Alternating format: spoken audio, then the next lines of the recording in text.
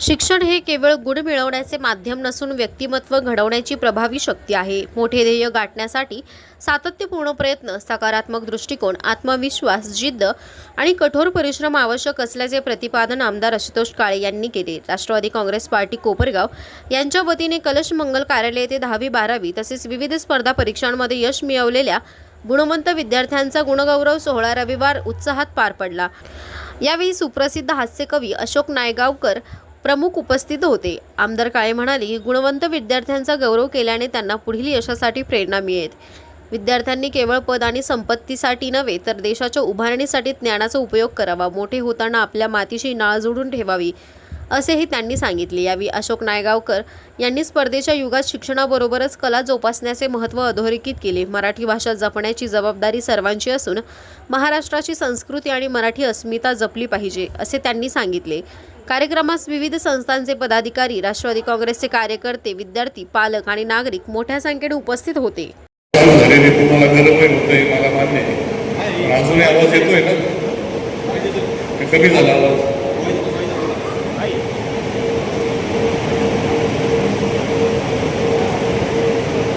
तसेच या निमित्ताने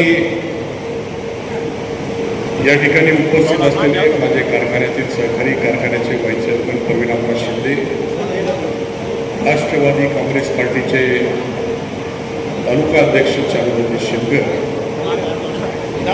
कर्मवीर शंकर काळे मित्रमंडळाचे अध्यक्ष कारभारी नाना आगवण, उपाध्यक्ष नारायणदादा मांजरे, ज्येष्ठ कार्यकर्ते आणि कारखान्याचे माजी व्हाईस चेअरमन ज्ञानदेव भाऊ मांजरे, कोपरगाव नगर परिषदेचे माजी नगराध्यक्ष विजयरावजी वाडणे सर, महात्मा गांधी चॅरिटेबल ट्रस्टचे मानद सचिव दलीप भाऊ बागरेचा, कोपरगाव तालुका जेनिक प्रेसी सोसायटीचे चेअरमन गौरव पाटील आमदार, गौतम सहकारी बँकेचे व्हाईस चेअरमन विजयरावजी रपाटे, उपस्थित सर्व संलग्न संस्थेचे संचालक,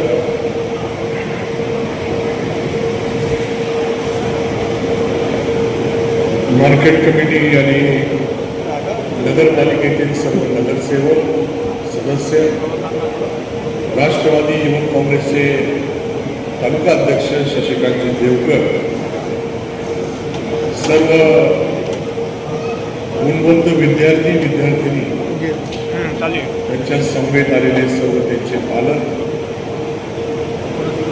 जर कोणी उपस्थित शिक्षक असतील तर उपस्थित शिक्षक, मुख्याध्यापक, सर्वच राष्ट्रवादी काँग्रेस पार्टीचे कार्यकर्ते.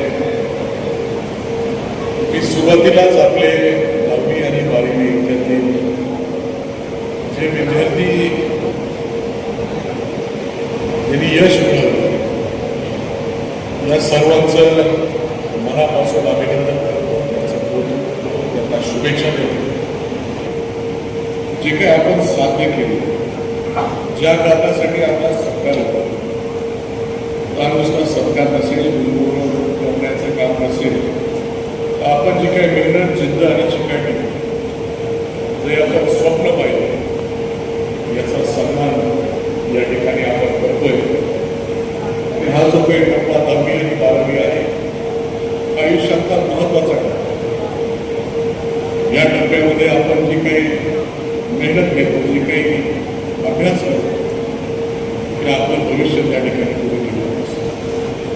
आणि म्हणून या महत्वाच्या टप्प्यामध्ये आपण सर्वजण अभ्यास करून गुणवंत झाले. तुमची सुरुवात ही सुरुवात आहे, आयुष्याची सुरुवात. शाळेमध्ये आपले शिक्षक असतील, पालक असतील, आपल्याला शिकवतात, संस्कार करतात आणि आपल्याला घडवतात. इथून पुढं आपलं आयुष्य असतं. हे जरी आपल्याला शिकवत असते, संस्कार करत असते, आपण योग्य विचार, योग्य मित्र म्हणून आपण आपलं आयुष्य त्या ठिकाणी करत असतो. जर चुकीचे मित्र आपल्याला मिळाले, त्या वाईट सवयी लागता आपलं आयुष्य भरकटत जातं. म्हणून इथून पुढचा जो काही आपला प्रवास असेल, आपण आपण योग्य ठिकाणी जाऊन योग्य मित्र जवळ करून योग्य दिशेने त्या ठिकाणी करण्यासाठी आपल्याला मी मोठ्या भावासारखा एक सल्ला देतो. शेवटी एवढंच म्हणेल तर जिंकण्याची जिद्द ज्यांच्यामध्ये आहे, त्यांच्या रक्तामध्ये आहे, यश नेहमी त्यांच्या पायाखाली यश नेमकी त्यांच्या पायाखाली लोळून येतं एवढं आपल्याला त्या ठिकाणी सांगेल. आपण सर्वजण ॲडमिशनची गडबड चालू आहे. आपल्याला एंट्रन्स असेल, नुकतीच आता नीट परीक्षा ही रद्द झाली. अनेकांनी त्याच्यासाठी मेहनत घेतली होती. परंतु आता पुन्हा एकदा नव्याने आपल्याला मेहनत करून त्या ठिकाणी त्या परीक्षेला समोर जायचं, अनेक परीक्षेला आपल्याला समोर जायचं. ॲडमिशनसाठी आपण सर्वजण त्या ठिकाणी अनेक ठिकाणी भेटी देतात. तो आजचा दैवा मुद्दामून आपल्याला सर्वांना या ठिकाणी बोलवलं. आपल्या सर्वांचा सन्मान सत्कार या ठिकाणी होणार आहे. तसेच या निमित्ताने आपले प्रमुख पाहुणे अशोकजी नायगावकर साहेब यांचं मार्गदर्शन त्यांच्या पद्धतीने ते आपल्याला करणार आहे. जास्तीचा वेळ नाही घेता आपल्या सर्वांना पुन्हा एकदा शुभेच्छा देऊ आणि आपल्या वतीने नायगावकर साहेबांचं स्वागत करून माझे दोन शब्द या ठिकाणी थांबवतो. धन्यवाद. आपल्या सिद्धार्थांनी अन्न ब्रह्म हे हृदय पोकळीत अखेर होता सोडून देतू कुकरमधली वाफ अनावर आणि शहाण्या शिटी सारखी बैस घालती शांत विसावत बघून घे तू गृहपाठांचे मुलांचं होमवर्क तिनंच करायचं सही करीन मी रिपोर्टावरी विसरू नको पण पेन्सिली समी काढून देईन टोक निमुळते अनंत असू दे तुझी नोकरी अनंत असू दे तुझी नोकरी देव करो आणि DA वाढव हर महिन्याच्या पासबुकातून क्रेडिट होऊन लवंड माप तूच घरांना पिलर इथे आण तूच उडवती सगळ्यांचे डबे करून द्यायला उठते तूच मिळवती 1 BHKतनं 2 BHKतनं जायला ती चुकलेली पडते तिचाच पगार काय तुझ्या बापाने द्यावे तू तर पक्कड मासिक हुंडा तू तर पक्कड मासिक हुंडा. आणि मित्रांनो मी जरी एवढ्या महिलांच्या गौरवपर अनेक कविता लिहिल्या असल्या तरी सत्य काय आहे हे माणसाला नोकरीनंतर ध्यानात येतं.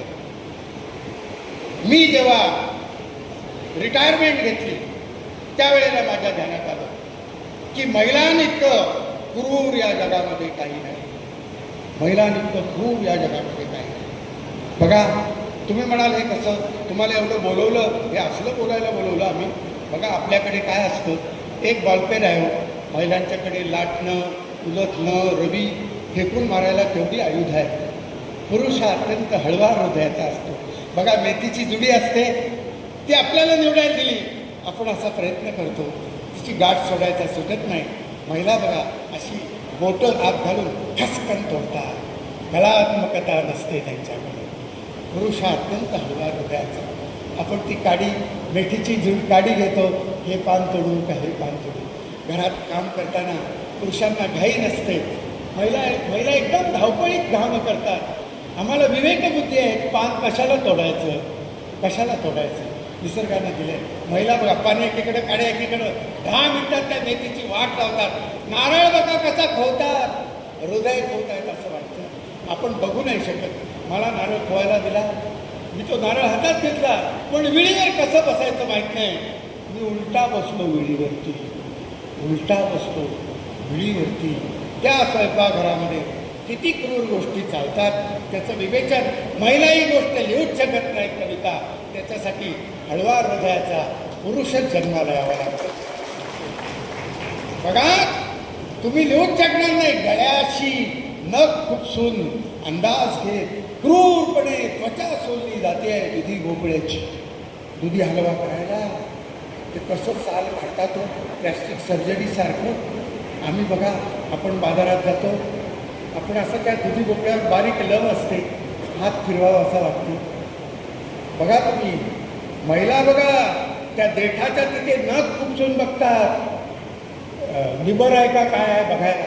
तुम्हाला हे माहीत नाही कारण बाजारात तुम्ही भलतीकडे बघत असता. तुम्हाला सपासप सुरी चालवत कांद्याची कापाकाप चालली आहे, डोळ्यांची आगाग होते, शाळा नारळावर कोयत्याने दरोडा घातला आहे. हे भाजलं जातंय अंग, हे भाजलं जातंय वांग. मला भरून आलं होतं. तुम्हाला पण येईल, एक 5-6 दिवस प्रॅक्टिस केली तुम्हालाही भरून येईल. हे भाजलं जातंय वांग, निथळतंय त्वचेतून पाणी टपटप. कसं भाजतात बघा, तेल बिल चोपडून वांग भाजतात. किती क्रूरता आहे. मला वांग भाजायला सांगितलं. एक तर कवी हृदयाचा तर पुरुष नाजूक, मी कवी डबल नाजूक हो. मला बघवे ना, मी डोळ्यावर हात ठेवून वांग फिरवत राहिलो. वांग निघून गेला, हात भाजला. माणसाच्या दुःखावर अनेकांनी कविता लिहिल्या, पण वांग दुधी भोपळा याचं दुःख मानणारा मराठीतला एकमेव कवी आहे. तडतडते मोरी हा अखेरचा फडफडाट, कढीपत्त्याच्या पंखाचा उकळत्या तेलात. बघा, चिंब्यासाठी ते फोडणी करतात, एवढा बचकाभर कढीपत्ता टाकतात, तो फडफड फडफड फडफड फडफड फडतो. आपल्याला काय वाटतं? फुलपाकडे तडफडत आहेत असं वाटतं. आम्हाला नाही बघवत, पण ही बाई त्या बाईला म्हणते, काय छान तापलाय भाणा, काय छान तापलाय भाणा. बघा, तिखट टाकलं जात आहे भाजीच्या अंगावर. किती क्रूरता आहे खरं. तिखट टाकलं जात आहे भाजीच्या अंगावर, धारेवर किसली जात आहेत गाजरं. पिळवणूक चालली आहे आंब्याची, सर्व हारा बनली आहे कोय, भरवंट्याखाली चिरडते मीठ मिरची. आणि बत्ता घातला जातोय वेलदोड्याच्या डोक्यात, बत्ता घातला जातोय वेलदोड्याच्या डोक्यात. फडक्याने गळा आवळून मुसक्या बांधून दह्याला फासावर चढवलंय. चक्का बनवण्यासाठी ते भरडले जात आहेत गहू. दाही होते मक्याची, ज्वारीची. भर बाजारात सुराख उपसला जातोय कलिंगडाच्या पोटात. सुराख उपसला जातोय कलिंगडाच्या पोटात. पोलीस नुसते बघतायत. संत्र्या, मोसंब्या, पेड्यांची वस्त्र उतरवली जात आहे, वस्त्र उतरवली जात आहेत. दिवसा ढवळ्या मक्याच्या कणसाला दिले विस्तवाच्या तोंडी, आणि वर मीठ तिखट लिंबू तोडलं जात आहे जखमांवर. हे काय चाललंय? हे काय चाललंय? हे काय चाललंय? ही कविता ऐकल्यानंतर इथं उपस्थित अनेक महिलांना असं वाटेल की नायगावकर या गुणीगौरव सोहळ्याच्या निमित्तानं तुम्ही आम्हाला उजेड दाखवला, प्रकाश दाखवला. हजारो वर्ष आम्ही अज्ञान अंधकारातून ही क्रूर कृत्य स्वयंपाकघरात करत आलो. पण आदरणीय आशुतोष दादा आणि उपस्थित सर्व पुरुषांच्या वतीनं मी महिलांना असं आश्वासन देतो की स्वयंपाक करणं हा महिलांचा जन्मसिद्ध हक्क आहे, आणि आम्ही पुरुष मंडळी इथून पुढेही त्या खंडात पडणार नाही, त्या खंडात पडणार नाही. तुम्हाला सर्वांना भविष्यासाठी शुभेच्छा. इथे भेटलात तसे मला जगभर कुठे ना कुठे भेटा अशी शुभेच्छा देतो आणि धन्यवाद.